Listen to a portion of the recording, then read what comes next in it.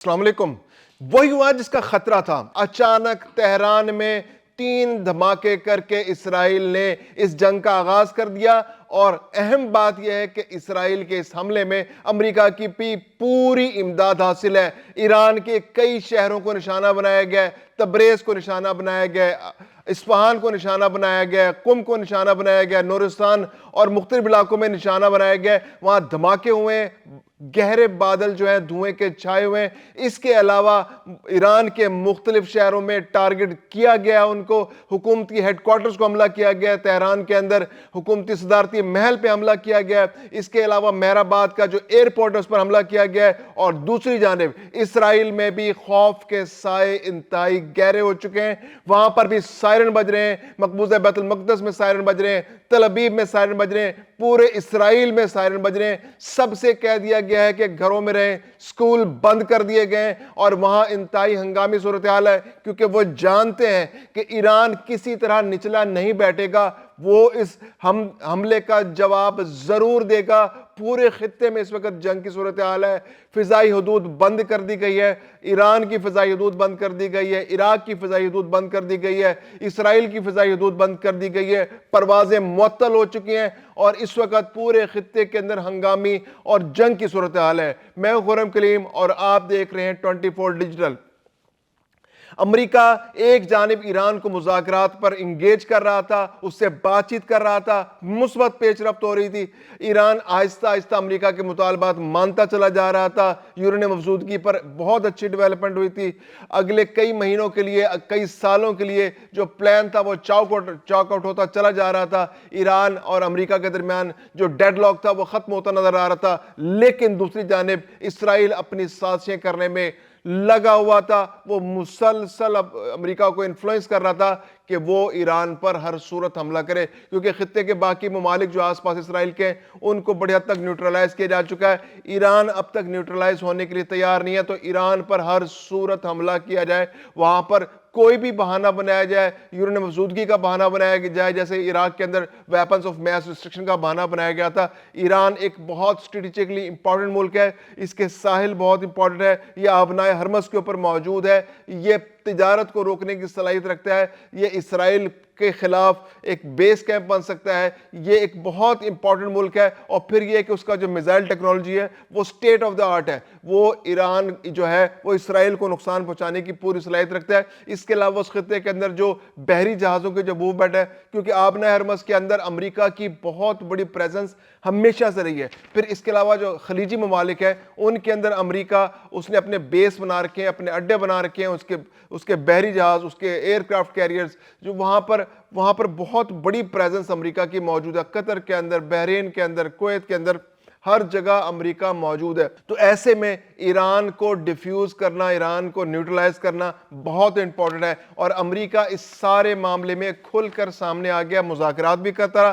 لیکن اب اسرائیل سے یہ کہہ کر حملہ کروایا گیا ہے کہ یہ ایک پری ایمپٹیو اٹیک ہے, کیونکہ ہمیں خطرہ ہے کہ ایران کہیں ہم پر حملہ نہ کر دے. ایران سے ہمارے خطرہ ہے, تو ہم نے اپنے دفاع کے لیے ایران پر ایک پری ایمپٹیو اٹیک کر دیا, یعنی ایک پیشگی حملہ کر دیا. یعنی دنیا میں اس کی کوئی توجیہ موجود نہیں ہے جو اسرائیل اور امریکہ کر رہے ہیں. اس وقت سائرن بج رہے ہیں پورے ایران کے اندر. پورے ایران کے مختلف شہروں میں حملے کیے جا چکے ہیں. تہران میں جو ہیڈ کوارٹر ہے, حکومتی ہیڈ کوارٹر سے حکومتی عمارات کو نشانہ بنایا گیا ہے. وہاں پر جو حکومتی عہدیدار ہیں ان کو نشانہ بنایا گیا ہے. فوجی تنصیبات پر حملے کیے گئے ہیں. اس کے علاوہ جو وہاں پر صدارتی محل اس پر حملہ کیا گیا ہے. خامنئی صاحب پر حملہ کرنے کی کوشش کی گئی ہے, لیکن خامنئی صاحب اس وقت اتفاق سے آیت اللہ علی خامنئی جو ہیں وہ تہران کے اندر موجود نہیں ہے, اور ان کو محفوظ مقام پر پہلے ہی منتقل کیا جا چکا ہے. تو ان کو ٹارگٹ کیا گیا ہے, لیکن وہ اس حملے میں اب تک محفوظ ہیں. باقی ابھی اطلاعات آ رہی ہیں کہ کیا نقصان ہوا ہے. مہرآباد کا ایئرپورٹ جو تہران کے اندر ہے وہ بہت امپورٹنٹ ایئرپورٹ ہے, اس کو نشانہ بنایا گیا ہے. اصفہان جو ان کا ایک یورینیم افزودگی کے حوالے سے یہاں پر ریئیکٹر ہے, وہاں پر نشانہ بنایا گیا ہے. قم میں حملہ کیا گیا ہے, گرج میں حملہ کیا گیا ہے, خراج میں حملہ کیا گیا ہے, کرمان شاہ کے علاقے میں حملہ کیا گیا ہے, لورستان میں حملے کیے گئے ہیں, تبریز کے اندر حملے کیے گئے. تو ایران کے بہت جو امپورٹنٹ شہر ہیں ان کے اندر اب تک حملے کیے جا چکے ہیں, اور یہ حملے رک نہیں رہے. مسلسل حملے ہو رہے ہیں، ٹیکنیکل اسسٹنس امریکہ کی جانب سے مل رہی ہے، سیٹلائٹس امریکہ کے استعمال ہو رہے ہیں، امریکہ مل کر حملے کر رہا ہے، تہران بھی اس میں تہران کو ٹارگٹ کیا جا رہا ہے۔ اسرائیل اور امریکہ کی یہ مشترکہ کارروائی آغاز ہو چکا ہے۔ یہ آغاز ہے ایک بہت بڑی جنگ کا، کیونکہ اب ایران کے پاس آپشن موجود ہے۔ اقوام متحدہ کا جو چارٹر ہے، اس کا جو آرٹیکل 51 ہے، وہ ایران کو یہ حق دیتا ہے کہ وہ فوری طور پر جوابی کارروائی کرے اپنے پسند کے مقام پر، اور اپنی جو میگنیچیوڈ کے مطابق جو وہ چاہتا ہے حملہ کرے۔ اور اس کے پاس کیا آپشنز موجود ہے؟ اس کے پاس آپشن موجود ہے کہ وہ اسرائیل کو میزائلز کے ذریعے ٹارگٹ کرے۔ اس نے پچھلے سال بھی اسرائیل کو ٹارگٹ کیا تھا، جب اسرائیل نے حملہ کیا تھا ایران کے اوپر، تو اس وقت بھی اس نے میزائلوں کے ذریعے اپنے جو آئرن ڈوم تھا اس کو بھی توڑ دیا تھا۔ اس کے علاوہ جو باقی ایئر ڈیفنس سسٹم تھے ان میں سے بھی نکال کر، کہ اس نے پہلے جو طریقہ کار استعمال کیا تھا وہ یہ استعمال کیا تھا کہ جو لو رینج کے جو اس کے میزائل تھے، جو کم شدت والے میزائل تھے، ان کے ذریعے پہلے اس نے اتنے زیادہ چلائے کہ جو اس کا آئرن ڈوم تھا، جو اس کے ایئر ڈیفنس سسٹم تھے، اس پہ اتنا پریشر بلڈ ہو گیا کہ وہ اس کو کیٹر نہیں کر پائے۔ اس کے بعد اس نے ایسے میزائل چلائے جو پینیٹریٹ کر گئے، جو تل ابیب پر بھی گرے، جو حیفا پر بھی گرے، جو باقی علاقوں پر بھی اسرائیل میں گرے، اور انہوں نے اہم عمارتوں کو بھی نقصان پہنچایا، وہاں پر اہم ہیڈ کوارٹرز کو بھی نقصان پہنچایا، اور اسرائیل کا بہت زیادہ نقصان ہوا تھا پچھلے۔ اب ایک بار پھر ایران کی اب یہی حکمت عملی ہوگی کہ وہ اسرائیل پر براہ راست حملہ کرے، جو اہم مراکز ہیں اس کے بندرگاہوں پر، اس کے ایئرپورٹس پر، اس کے اہم شہروں پر، اس کے اہم ہیڈ کوارٹرز پر حملہ کرے۔ اور اس کے علاوہ وہ جو خلیجی ممالک کے اندر امریکہ کے جو جتنے بھی اہم مراکز ہیں، خواہ کویت میں، بحرین میں، قطر میں، اور بھی باقی ممالک کے اندر جو اس کے اڈے ہیں، ان پر وہ حملہ کرے، اور حملہ کرنے کے بعد وہ اس پر جو اس کے امریکی انٹرسٹ ہے ان کو نقصان پہنچائے۔